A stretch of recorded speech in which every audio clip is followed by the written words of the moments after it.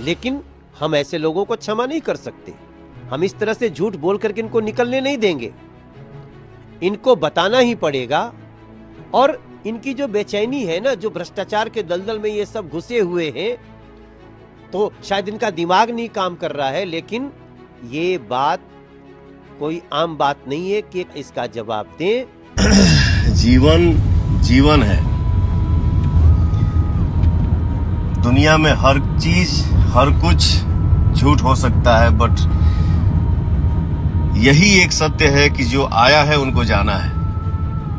ये अब जिंदगी से कोई शिकायत है ये नहीं है। जीवन धन्य हो गया। प्रेम से हमार हिंदुस्तान, हमार भोजपुरिया समाज एकदम दिल से खाली बोला जाए जय श्री राम, जय श्री राम। अपने से बड़ों का कद्र करिए, इज्जत करिए, सम्मान करिए और प्रभु का पूजा पाठ करिए।